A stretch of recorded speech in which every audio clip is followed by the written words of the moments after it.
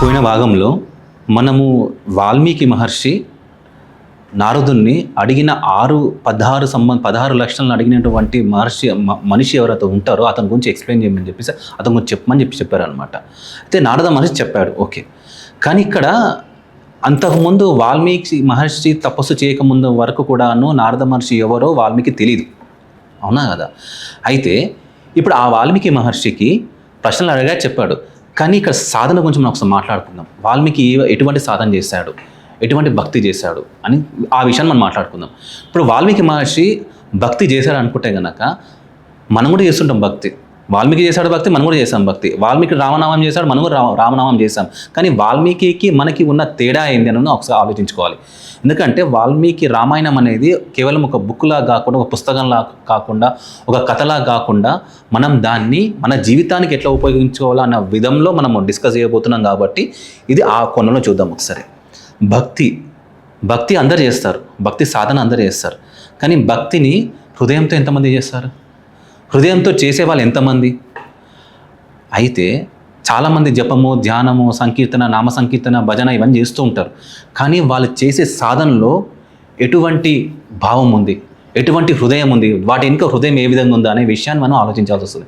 ఎందుకంటే వాల్మీకి మహర్షి చేసిన సాధనను కనుక మనం అబ్జర్వ్ చేస్తే, దాన్ని గ్రహిస్తే కనుక వాల్మీకి మహర్షి చేసే నామ సాధనలో, నామామృతం చేసే సమయంలో, నామ సంకీర్తన చేసే టైంలో, లేదా తపస్సు చేసే సమయంలో ఎక్కడ కూడాను వాల్మీకి మహర్షి చేసి ఆకలి దప్పికల కోసం బయటికి వెళ్ళే అవకాశం లేదు. అంటే ఆ ఆకలి వేయలేదు. అంటే తను మర్చిపోయాడు. తను మర్చిపోయాడు కాబట్టి, మర్చిపోయాడు కాబట్టి పుట్ట విరిగింది తన చుట్టూ. వాల్మీకి మహర్షి కనుక ఒకవేళ కనుక ఆకలి దప్పికలు ఉండి దేహం మీద కనుక ధ్యాస ఉండుంటే కనుక పుట్ట పెరిగే అవకాశం లేదు. అలా లేవకుండా కూర్చున్నాడు కాబట్టి పుట్ట పెరిగింది కాబట్టి వల్మీకం అన్నం కాబట్టి వర్షం పడిన తర్వాత ఆ పుట్ట బయటకు కరిగిపోయింది కాబట్టి ఆ వల్మీకం నుంచి బయటకు వచ్చాడు కాబట్టి అతను వాల్మీకి అన్నం పోయిన భాగంలో మనము దాని గురించి డిస్కస్ చేస్తాం. అయితే ఇక్కడ వాల్మీకి మహర్షి చేసిన సాధన అటువంటిది కాబట్టి ఆ విధమైనటువంటి తపస్సు చేశాడు కాబట్టి నారదుడు తన జీవితంలోకి వచ్చాడు. ఇప్పుడు మనం చేసేటువంటి సాధన చూసుకుంటే కనుక మనం ఎక్కడ కూడాను యాంత్రికంగా చేస్తున్నాం. ఎక్కడైనా యాంత్రికంగా చేస్తున్నాం. నేను ఏదో చేసేటువంటి ధ్యానం కావచ్చు, జపం కావచ్చు, పూజ కావచ్చు, ఏది చేసినా కూడా వాటి వెనుక కోరికలు ఎక్కువ ఉంటాయి, ఆశలు ఎక్కువ ఉంటాయి, యాంత్రికంగా ఎక్కువ ఉంటాయి. చేసామా, కంప్లీట్ చేసామా, అయిపోయింది అన్న ఉద్దేశంతో మనం చేస్తాం. అందుకనే మనం చేసిన సాధనలకి, వాల్మీకి చేసిన సాధనలకి ఫలితం అనేది వేరువేరుగా అనిపిస్తున్నాయి. కొంతమంది అంటుంటారు, ఏంటంటే నేను ఎంత సాధన చేసినా, ఏ విధంగా చేసినా నా జీవితం ఇలానే ఉంది.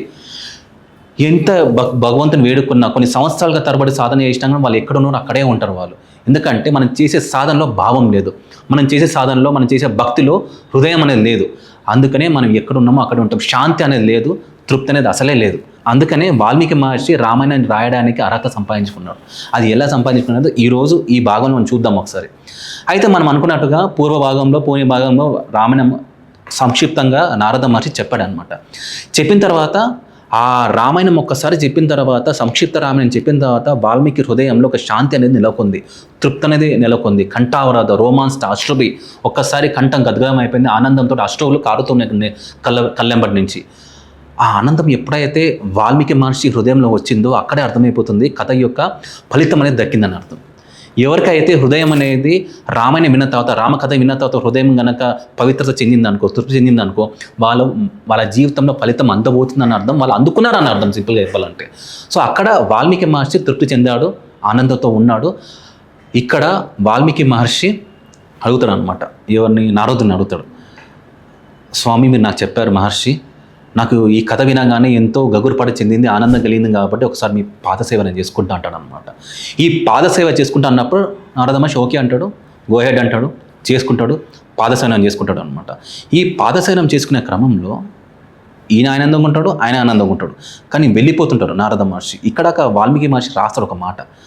వాల్మీకి మహర్షికి చెప్పిన తర్వాత, వాల్మీకి మహర్షి నారదుడు రామాయణం చెప్పిన తర్వాత, సంక్షిప్త రామాయణం చెప్పిన తర్వాత నారదుడు వెళ్ళేటప్పుడు ఒక మాట అనుకుంటాడు అనమాట. నేను చెప్పిన విషయాన్ని, ఏదైతే నేను వాల్మీకి బోధించానో ఆ రామాయణం చెప్పిన విషయాన్ని, చేసిన కర్మని నేను మర్చిపోదును గాక, నేను మర్చిపోవాలనుకుంటాడు. అదేంది మర్చిపోవడం ఏంటంటే కనుక, ఒకవేళ కనుక చెప్పినా కనుక జ్ఞాపకం నాకు ఉంటే కనుక అహంకారం వస్తుంది. ఈ కీర్తికాంక్షలు అనేది రాముని దూరం చేస్తుంది నన్ను. అహంకారం డెవలప్ అవుతుంది నా మనసులో.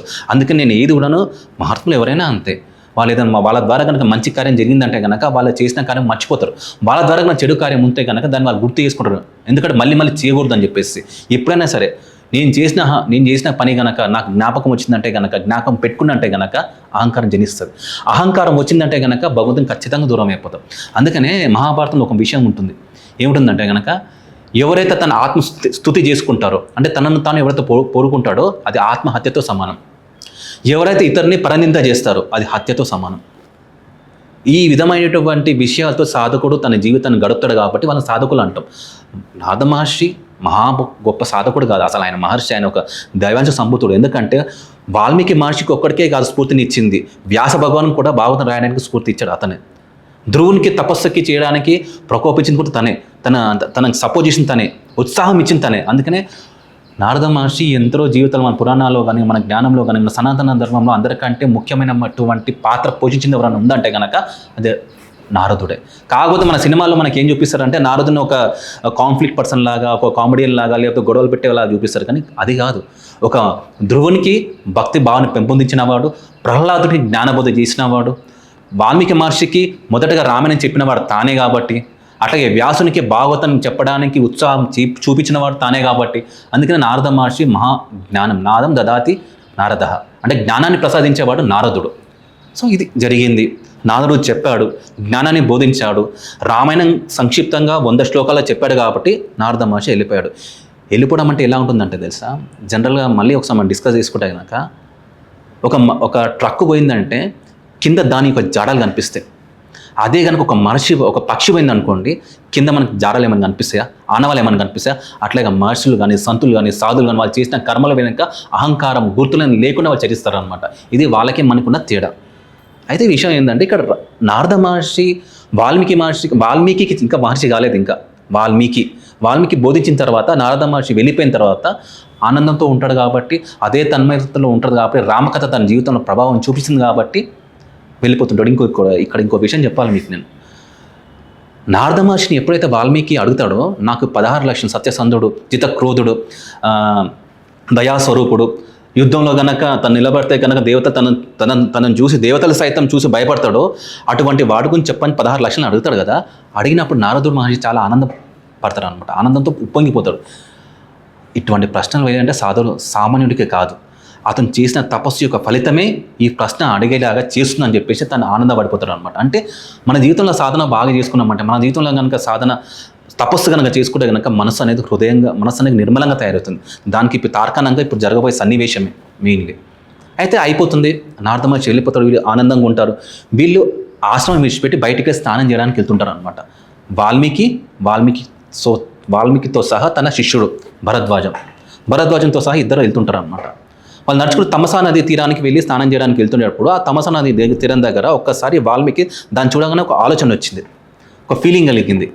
ఏం ఆలోచన వచ్చిందంటే కనుక చూసి అంటాడు అనమాట, నాయన శిష్య భరద్వాజ ఒకసారి చూడు, అకర్దమం ఇదం తీర్థం భరద్వాజ నిశామయ రమణీయం ప్రసన్నాంబు సన్మనుష్య మనోయద. ఇది ఇంపార్టెంట్ యాక్చువల్లీ. అంటే నది చూడని ఎలా ఉందో అని చెప్పేసి దాని నది గురించి ఎక్స్ప్లెయిన్ చేస్తుంటాడు అనమాట. ఎందుకు ఎక్స్ప్లెయిన్ చేస్తుంటాడు అంటే, ఆ నది ఎలా ఉందంటే అకర్దమం అంటే మలినం లేనటువంటిది, రాగద్వేషాలు లేనటువంటిది, అంటే బురద లేనటువంటిది.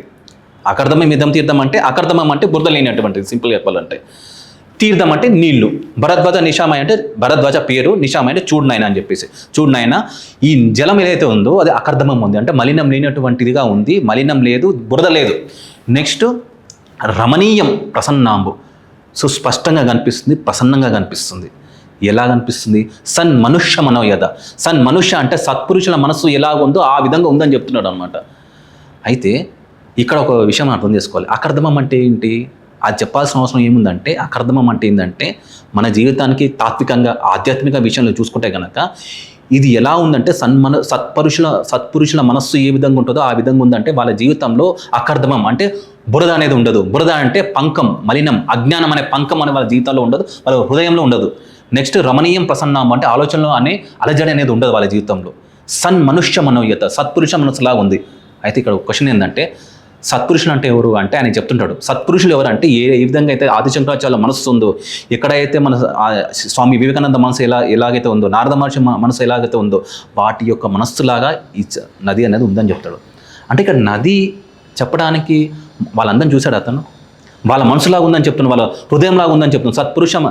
సన్మనుష్య మనోయద అని చెప్తున్నా అంటే ఆ నది అనేది వాళ్ళ హృదయానికి ప్రతిబింబంగా భాషిస్తుందంటే వాళ్ళ మనసు ఎక్కడ చూడలేదు, తన మనసే తాను చూసుకుంటున్నాను అనమాట. యాక్చువల్లీ తన మనసు ఎలాగుందంటే స్వచ్ఛంగా, నిర్మలంగా, అలజడి లేనటువంటి, ఆలోచన లేనటువంటి హృదయం ఏ విధంగా ఉంటుందో అదే విధంగా మనసు ఉంది. కాబట్టి తన మనసు చూసుకొని చెప్తున్నా అంటే ఇక్కడ మనం ఒక విషయం అర్థం చేసుకోవాల్సింది ఏంటంటే, రామాయణం చెప్పడానికి కానీ, రామాయణం రాయడానికి కానీ, రామాయణం ఆదికావ్యం రావడానికి ఏ విధమైనటువంటి మనసు కావాలో ఆ విధమైన మనసు ఉండాలని చెప్పేసి వాల్మీకి మహర్షి మనకి ఆ ఎగ్జాంపుల్ ద్వారా మనకి ఎక్స్ప్లెయిన్ చేస్తున్నాను అనమాట.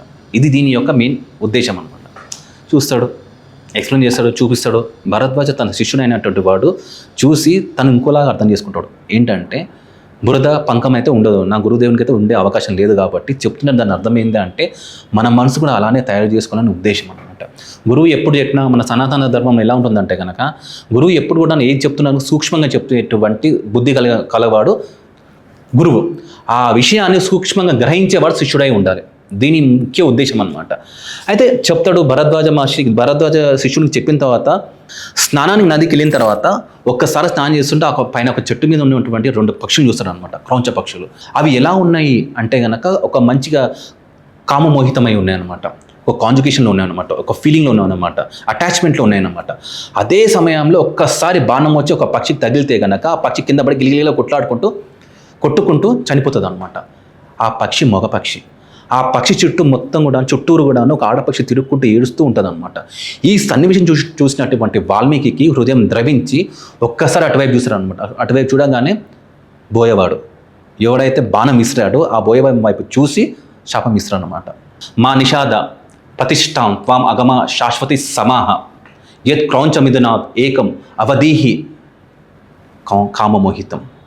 అంటే ఇక్కడ ఏంటంటే, ఓ నిషామయ, ఏదైతే నువ్వు అయినటువంటి పక్షుని చూసి ఒక దాన్ని ఏకం అవధీహి నువ్వు చంపావో, అదే విధంగా నువ్వు అదే కారణం చేత నువ్వు ఈ ప్రపంచంలో శాశ్వతంగా నువ్వు బతకలేవు, ఉండవు గాక, జీవించి ఉండవు గాక, అంటే తొందర చచ్చిపోతావు గాక అని చెప్పి శాపం ఇస్తాడు అనమాట.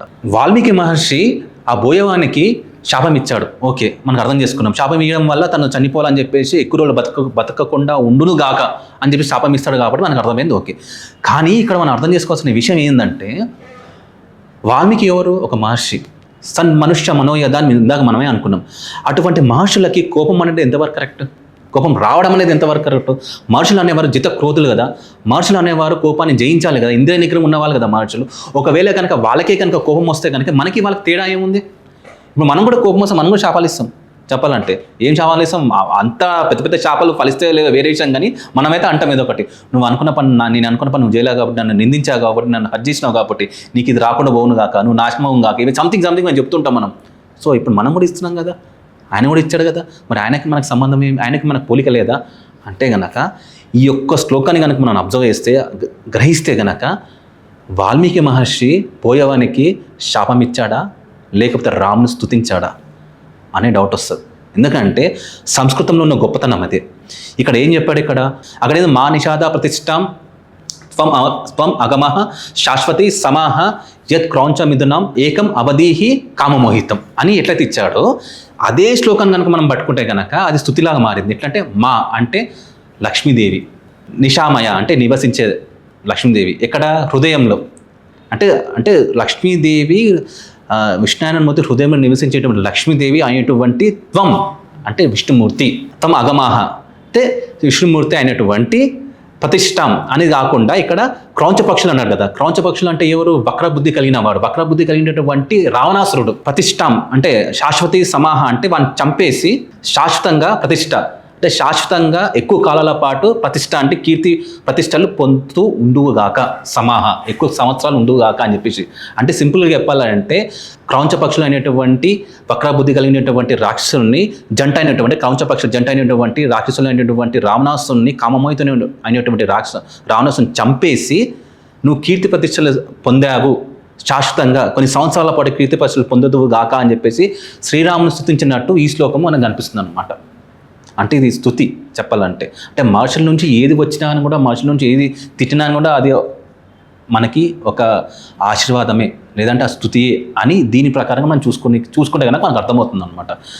తన శిష్యుడైనటువంటి భరద్వాజని అడుగుతాను అనమాట, నాయన నేను ఏం చెప్పాను యాక్చువల్లీ, నేను తిట్టానా లేకపోతే శ్లోకమా అది ఏంది అది అనుకుంటే కనుక, లేదు మహర్షి, లేదు గురుదేవా, మహర్షి కాదు, లేదు గురుదేవా, మీరు చెప్పినటువంటి శాపం శ్లోకంలానే ఉంది ఏంది అది చూసుకుంటే కనుక, ఆ గ్రామర్ పాయింట్ ఆఫ్ వ్యూ ఛందస్సు కనుక చూసుకుంటే కనుక శ్లోకంలాగా ఉందంటే ఆలోచిస్తుంటాడు అనమాట. నేను ఇచ్చింది మాత్రం శాపం కాస్త శ్లోకంగా మారింది, ఏంది ఇది ఎట్లా జరిగింది నా వల్ల, నాకు గ్రామర్ కూడా రాదు, నాకు ఎటువంటి కూడాను పండితుని కాదు, నా నుండి ఈ విధమైనటువంటి శ్లోకం ఏ విధంగా వచ్చిందని చెప్పేసుకొని ఆలోచించుకుంటూ ఇంట్లో ఆశ్రమానికి వస్తాడు అనమాట. ఆశ్రమానికి వచ్చిన తర్వాత కూడా అక్కడ ఉండేటువంటి శిష్యులు కూడా చెప్తుంటాడు అనమాట, నాయన నేను శాపం ఇస్తే కనుక శాపం ద్వారా ఆల్మోస్ట్ అది శ్లోకంగా మారింది, శ్లోకంగా ఎలా ఉంది చూసుకొని మీరు కూడా చూడండి అంటే, అవును గురుదేవా మీరు చెప్పిన శ్లోకంగా ఉంది, ఇది ఎలా జరిగింది, ఇది ఎలా సాధ్యమని చెప్పేసి వాళ్ళు ఆశ్చర్యంగా ఉన్న సమయంలో బ్రహ్మదేవుడు వస్తాడు అనమాట వాళ్ళ ఆశ్రమానికి. బ్రహ్మదేవుడు వచ్చి అక్కడ లోపలికి వచ్చిన తర్వాత చూస్తాడు, దండం పెడతాడు. ఇంతకుముందు అయితే నారద మహర్షి వచ్చిండు, ఇప్పుడు బ్రహ్మదేవుడు వచ్చింది కాబట్టి బ్రహ్మదేవుడు వచ్చి తన ముందు కూర్చున్న తర్వాత పాదసేవ చేస్తారు. పాదసేవ చేసిన తర్వాత ఇద్దరు ఒకరొకరు ముందు కూర్చున్న తర్వాత బ్రహ్మదేవుడు తన ముందు ఉన్నా కానీ కూడా వాల్మీకి మనసు ఎక్కడో ఉంది. ఎక్కడుంది మనసు అంటే కనుక, నేను ఇచ్చిన శాపము శ్లోకంగా ఎట్లా మారింది అది ఏముందని ఆలోచిస్తుంటే బ్రహ్మదేవునికి అర్థమైపోతుంది.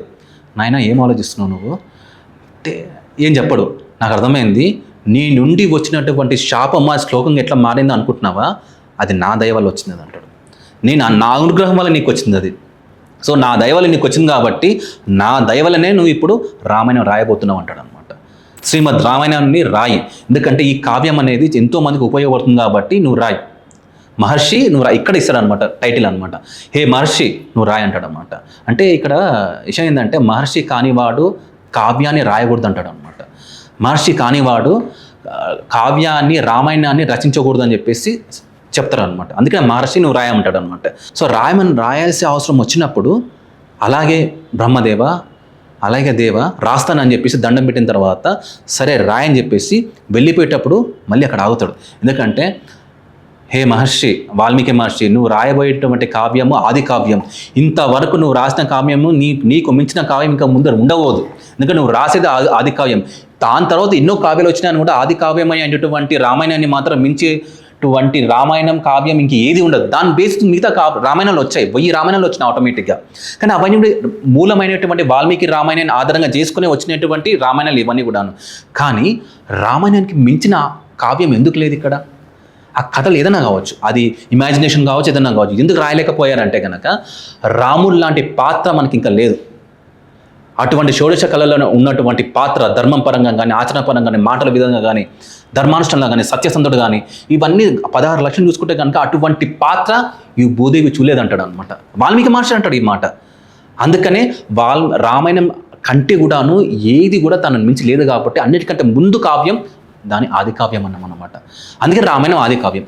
నాయన ఇంకో మాట కూడా చెప్తున్నాను విను, యావత్ స్థాస్యంత గిరయ సరితశ్చ మహితలే తావత్ రామాయణ కథ లోకేషు పరితుష్యతి. అంటే నువ్వు రాసేటువంటి రామాయణం ఎప్పటి వరకైతే గిరులు ఉంటాయో, ఎప్పటి వరకైతే నదులు ప్రవహిస్తుంటాయో అప్పటి వరకు ఈ రామాయణం గాథ అనేది నడుస్తూ ఉంటుంది, ప్రవహిస్తూనే ఉంటుంది.